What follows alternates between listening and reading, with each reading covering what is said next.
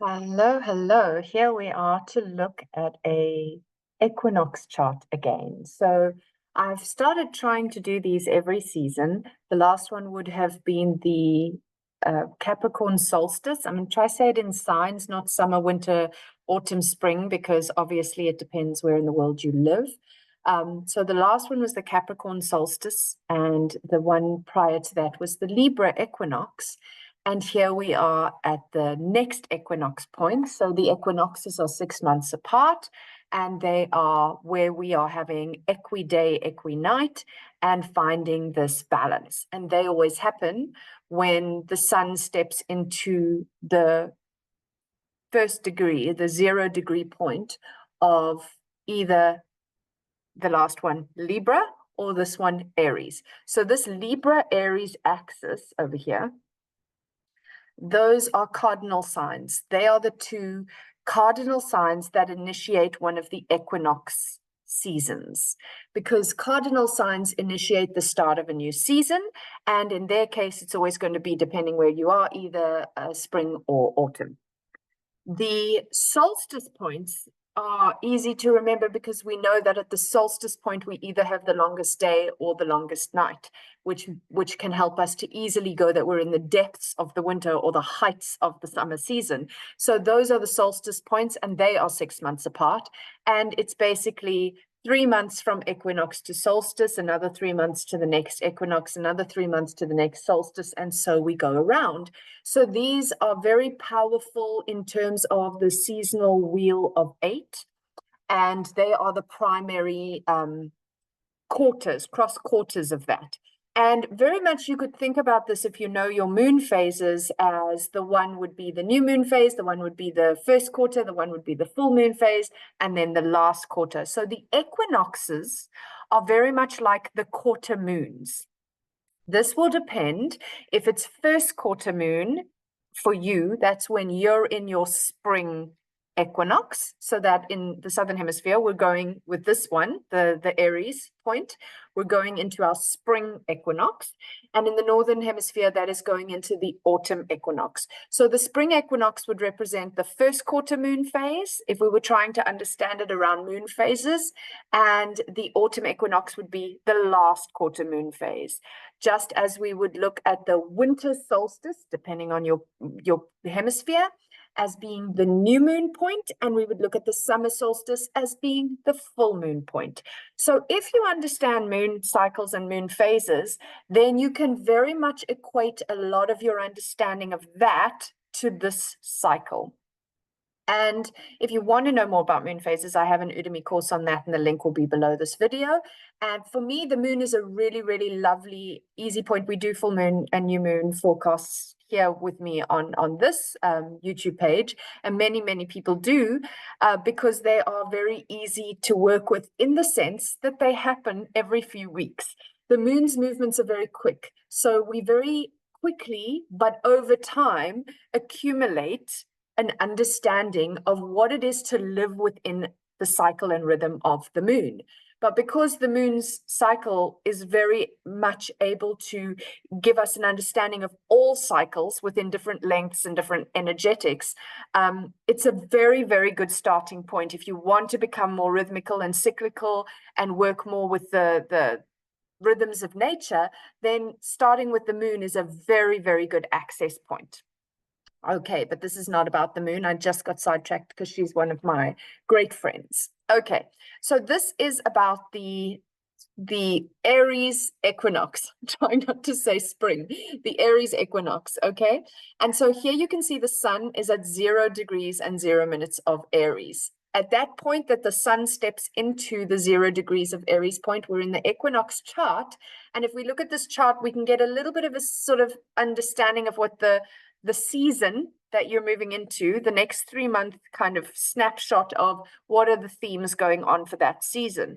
And as I say, I'm trying to do these regularly because I find them helpful for me to just also rope me back around and say, okay, let's see, that's what the last season was telling me. How did that turn out? Oh, yes, I see where that happened in my life. And let's see what the next season. So for me, these forecasts also help me to kind of consolidate and have a record of where was the energy looking like it was going, and how did that work out for me? Because it will be different in each of our personal lives, of course. Even though there's a collective theme, then it becomes, how do I apply that to my own life? And it's in the application of astrology or any of these kind of tools that I speak into, it's in the application of them to our own life that they become useful in the day-to-day. I mean, otherwise they're all just very heady and pie in the sky. And how is that helpful? And on that note, having reflected back to the Libra equinox 6 months ago, and then to the 3-month ago point of the Capricorn solstice, I noticed that we were very low in air energy in those points. And I found that to be quite an interesting thing. We had a little, obviously the Libra is an air sign. So the Libra equinox means the sun has moved into an air sign. So we did have sun and, wait, I've actually got it open. Let me check. Yeah, we had Sun and Mars in an air sign and nothing else. Nothing in Aquarius and nothing in Gemini. And then at the solstice point, we had nothing in Aquarius, nothing in Gemini, and other than the South Node, we had nothing, which is a point. It's a sensitive point more than it is an actual planet. It's important, but it's not a solid thing. But we had, other than that, we had nothing in an air sign for the last one. And this one, we don't have a lot in air, but what we do have in air is Mars again, and Pluto. And I really feel like there is a very big theme here that has been kind of continuing since at least last Libra equinox. Interesting, because air is also very much our communication. I'm saying we've got no air, and I'm going blah, blah, blah.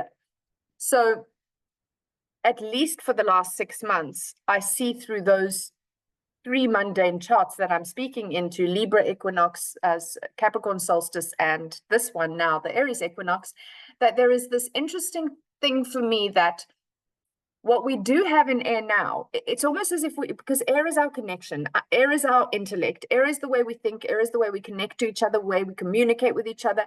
And it feels to me like what's happening is it's like the air is being sucked out because we are too heady. Back to what I said just now, we are naturally, as humanity, we're too heady, we're too information driven, and there's so much information that we are unable to consolidate it. I mean, I myself am an air sign. I absolutely love information, and you'll always catch me doing my housework with a podcast on, or doing a long drive with podcasts on. It's very rare that I just easily just sit with my own thoughts. I have to consciously get myself to do that.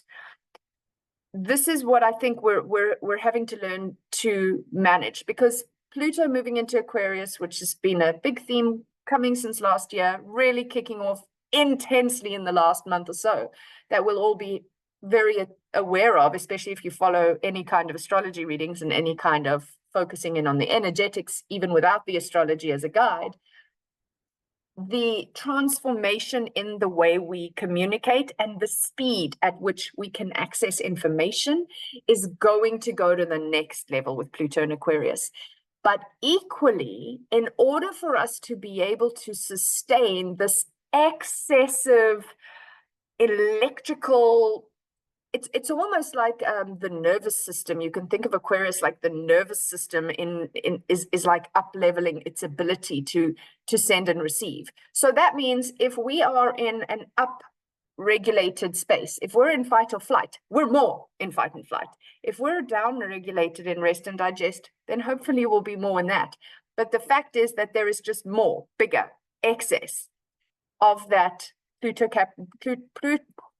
there it goes again. Pluto Aquarius energy is very much about transforming these things. And so for me, the gift in us having less air in these mundane charts is because we need to bring it into our bodies. We need to bring it into our hearts. We need to take all of that and push it down and in, and learn to trust from the space of our bodies and feed our bodies. Sometimes air can forget to feed and nourish, because this is where air lives.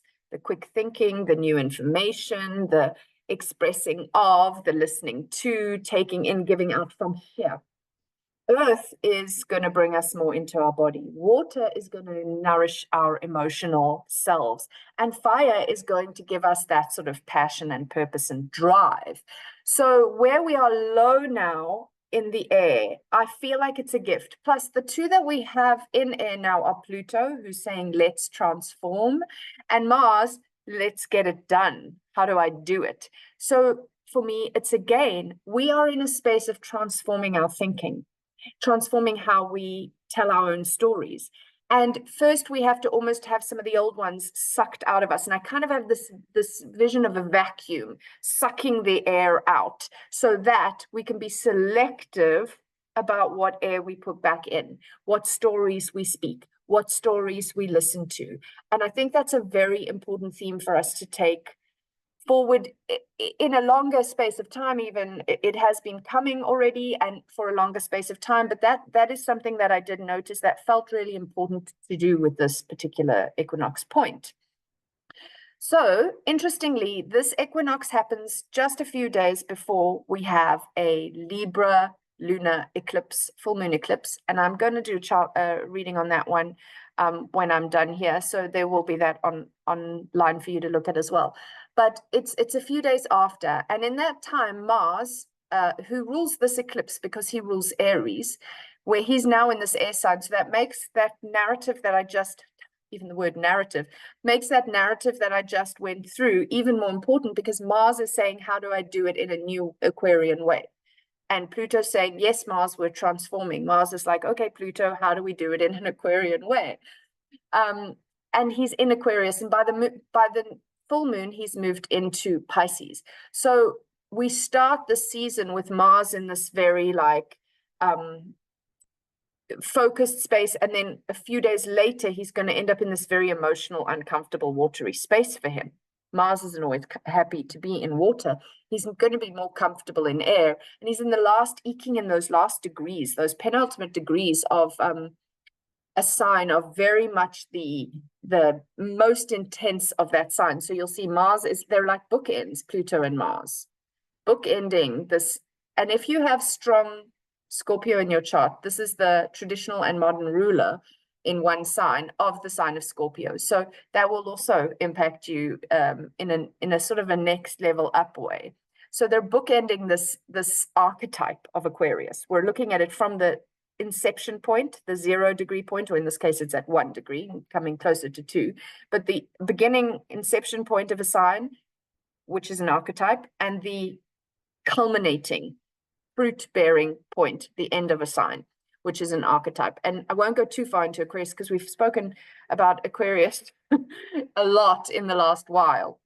But now, where that is a later degree, a later sign in the cycle, it's the second last sign in the whole cycle. There's a lot of integration, a lot of maturity, a lot of wisdom, etc.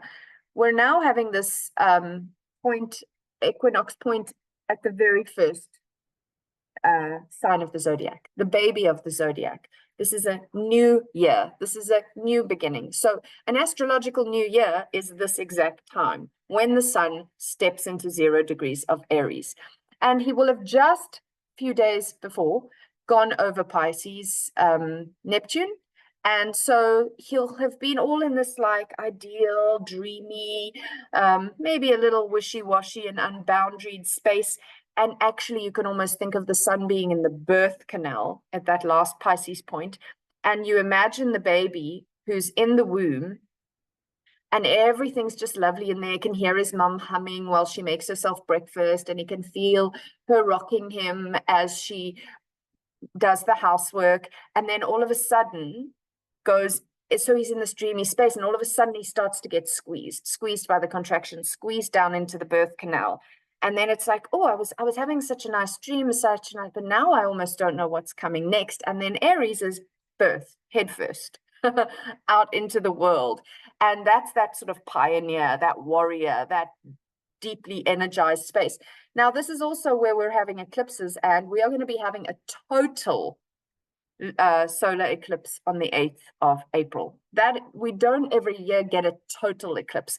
And that will be when the eclipse happens when the sun or moon, depending on which one, is very, very near to the node. So it's going to be very, very near to the node at the full moon, the new moon point, and therefore we're going to have this total eclipse. We've had a lot of powerful Aries energy lately. Last year, we had 2 Aries new moons. We don't very often get 2 new moons of the same archetypal sign in a year.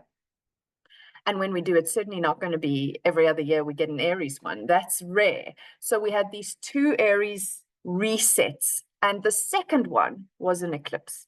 And they were also bookends. The first Aries new moon last year, 2023, was in the very beginning of the sign. And the next one was at the very end of the sign. And it was an eclipse. So we've been like in this potent transformation of how do we rebirth ourselves? How do we find the new earth? It's very powerful. And we've also had Chiron, the wound, over here at 18 degrees of Aries now, in the sign for, I think it's about 7 years already. I mean, it's been hanging out. Chiron doesn't spend the exact same amount of time in a sign because of its elliptical orbit, but it takes quite a long time in this sign of Aries, and it's been in there a good long while already.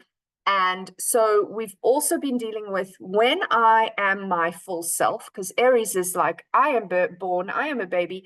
I don't yet have any concept of I am other than me, or I should be more this or less that, or I'm not good enough or worth enough or pretty enough or tall enough or thin enough or any of those enoughs.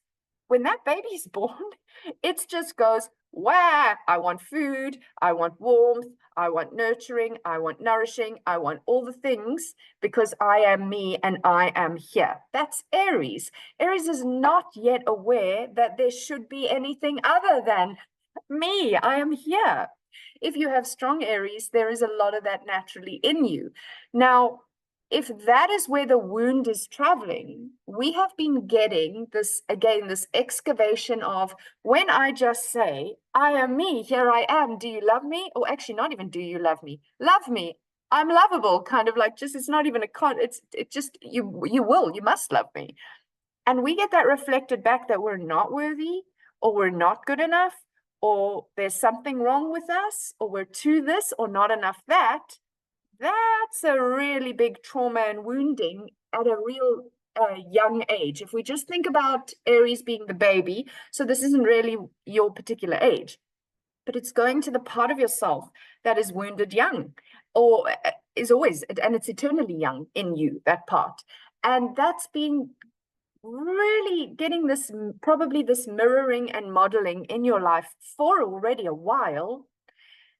I don't know if you're conscious of it yet, or if you've been conscious of it for ages, or if it's been a little bit, or whatever for you. And for each of us, that's personal.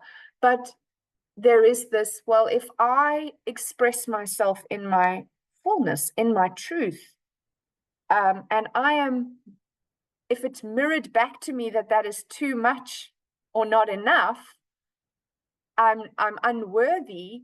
How do I feel about that? And how do I stay standing in my power and try to heal the wound that says, if you tell me I'm not enough, then maybe I'm not enough? Because there'll always be people who will tell us that we're not enough, or that we're wrong, or that we're not, too much, or any of those. There'll always be people. It's impossible in a world of this many people that every single person is going to tell you only what you want to hear. This is actually how we grow. So we need to be told that, and then we need to overcome it. Or we need to go, you are right. I don't like that part of myself. That is not how I want to continue to behave. Thanks for pointing it out for me. That hurt, but let me see if I can transform it. So this is going to be a big, this Aries intensity is big. The eclipse coming is big. And as we hit the 0 degree Aries point here, we are really much like we have been for a while, with the nodes in Libra and Aries, and with the fact that we are talking into this season, and the other one being the equinox points. We're seeing that is already what's the word I'm looking for? An axis of relationship. Aries is me, Libra is we, this is where we have to say, okay, how do I be my full self, Aries, within a relationship? Because we are wired, we're like herd animals. We are wired for connection. We are wired for community. That is important. We can't just say, well, people are telling me that I'm too much or not enough, therefore I won't be around people because I know better and I'm perfect. Then we're not happy and fulfilled because we're wired for connection. We also can't just step into the connection and go, okay, well, if I'm too much, I'll make myself less. And if I'm not enough, I'll make myself more in what you're telling me you need so that we can maintain this relationship.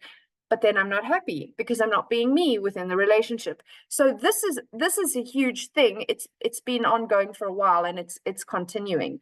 What's also interesting is that Mercury, which is the way we think, is also in Aries at this point, conjunct 17 degrees to 18 degrees, conjunct Chiron. So again, the wounding around my story, the wounding around the story other people told me was my story. That could be like societally, we've been told that girls are worth less than boys for thousands of years, and the paying women over paying men is still reflecting that, and all those places. It could be that. It could be like in my family, I'm being told that my worth is only attached to my looks, or if I never sit down because I need to be hardworking all the time, or whatever narratives, or if I earn enough money, or whatever the narrative is in your family lineage that bring you into your abandonment wounds or your poverty consciousness, or whatever it is in your family. They become a story. So whether that story in your head is coming directly from you, or whether it is being programmed in through the things you were told growing up, and most people don't program us in a family unit anyway. Most people don't do it intentionally to hurt us. So this isn't about going back and name blaming and shaming family members for saying things. I mean, there are times where, get angry and deal with that. And maybe there were times where there was intentional mental, physical, emotional abuse. That's may be true, and that needs to be dealt with. But for the vast majority of times, the reality is we get wounded by things that happen to us, but not because that person was trying to wound us. So don't make this so much about the other, again, Aries, me, Libra, we. Rather make it more about, where did that wounding come from? I can't change that it's there, but I see where the programming stepped in, or I see where things shifted. And then we've just had load shedding.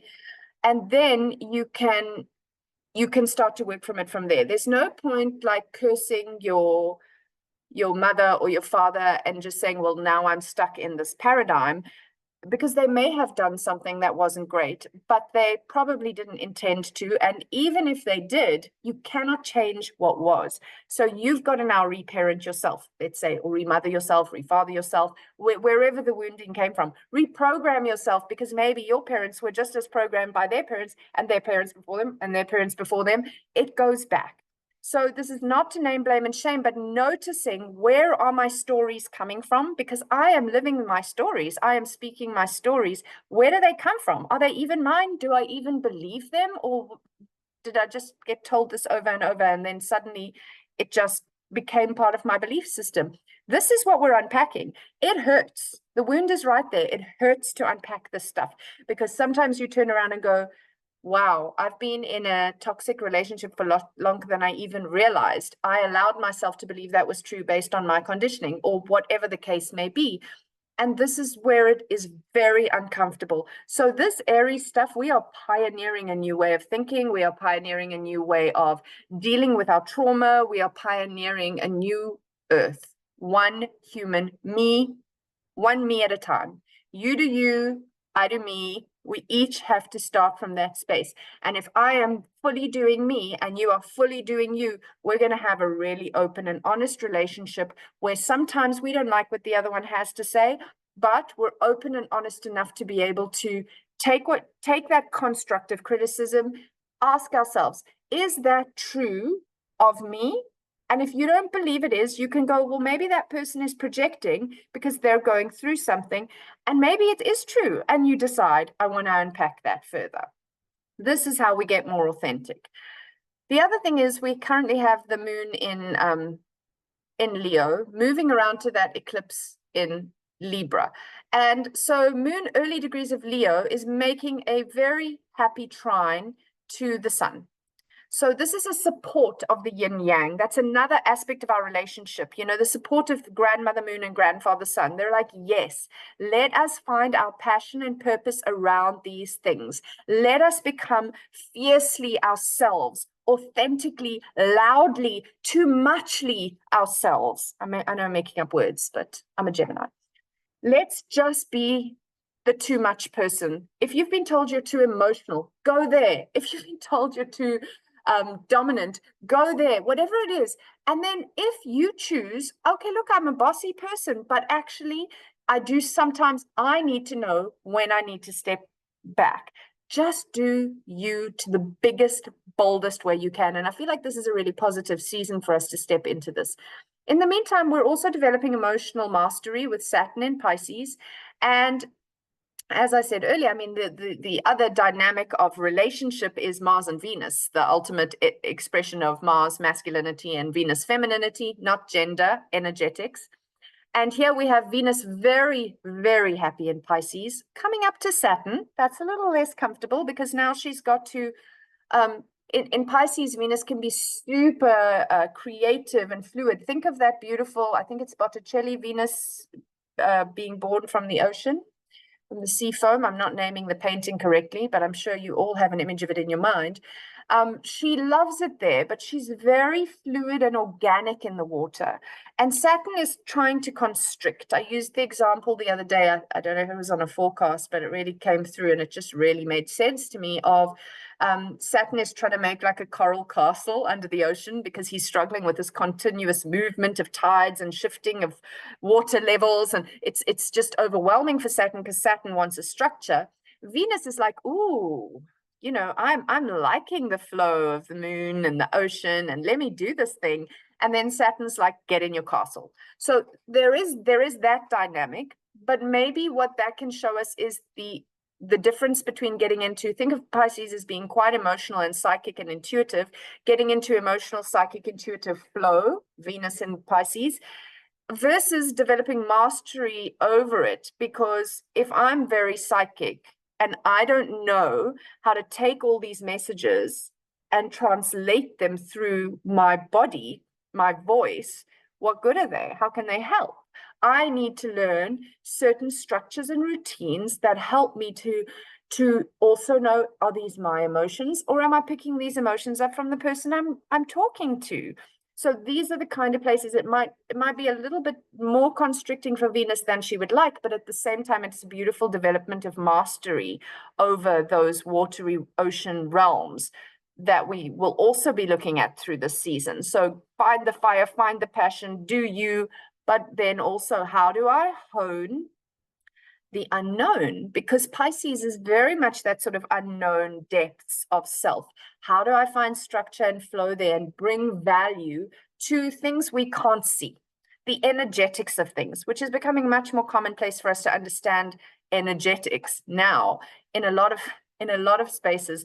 But trust me when I tell you, I've literally just come face to face with spaces where the language that I speak and the language, probably if you're watching this reading, that you speak is not the language that everybody speaks. And it can be quite an intense experience to realize how many people cannot understand that there is even energy and feel that energetic coherence and flow. They don't have languaging, they don't have reference, they have blinkers, and that's their journey. And I don't want to judge it, but it's been quite shocking to me because I've been in this world for so long. I've attracted a tribe that speaks my language, and then to come face to face with other, that was very jarring, is still very jarring for me. And so just observing those kind of things through the season by developing your own skills and structures around, because when I'm reading here, I'm really wanting you to take the information and apply it to your chart and apply it to your life and feel it out there. And how does that help me? Make it practical, that's the most important part. And then we also are getting closer to this Taurus conjunction between Jupiter and Uranus, but we won't speak too much into that, knowing in this season we're going to have it. It is a Big Bang. Actually, we could think of it as the Big Bang, because Jupiter is big and Uranus likes to make a bang when he wants something to be noticed. And that is in the sign that is all about our five sensory experience and our bodies. Come back down to earth. All that which we spoke of about Aquarius, about, this new connection, this intenseness of energy and communication, next leveling up, and our nervous systems having to expand to get that.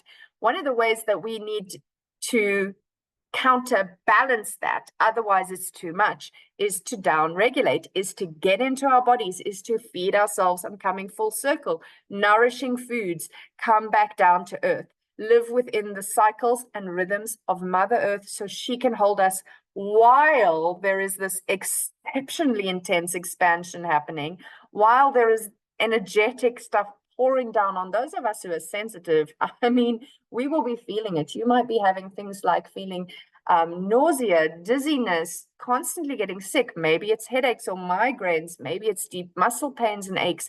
Maybe your emotions are roller coastering much more intensely than seems normal, even for your normal as a sensitive person.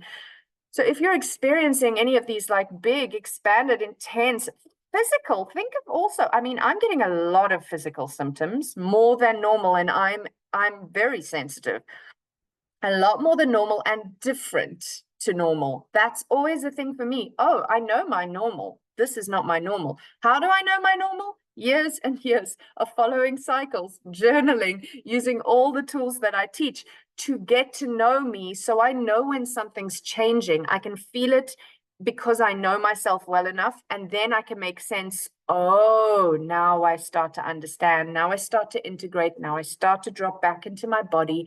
And through that process, also sometimes just give myself permission to not. I have an Aries moon. I want to drive myself oftentimes. And when I'm flat and low and tired, one of my defaults for many years, and it's getting a lot better, is to drive myself harder. Do not rest because you feel sick. Do not rest because you feel sore. Do not rest because you feel tired. Get it done. So that is a conditioning I'm unpacking. Some of it is my default with certain things in my chart. Some of it is conditioned, absolutely.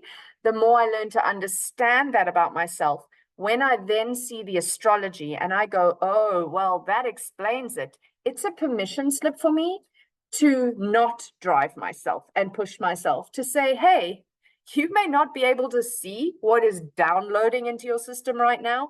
Other people may not understand the kind of channel you are, but nonetheless, that is true. So you need to get a little more rest. You need to pull back a little. You need to learn some boundaries and say no to a few more things.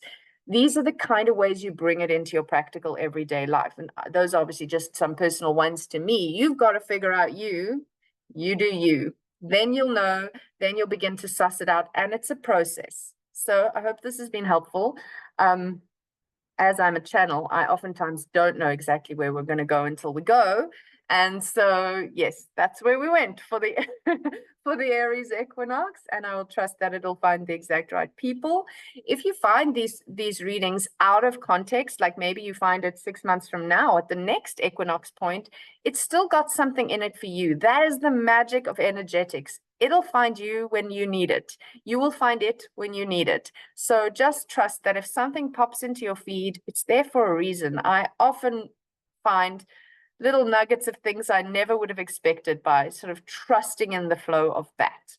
If you've enjoyed this video, please like, share, subscribe, follow, do the little bell so you know when I do future episodes.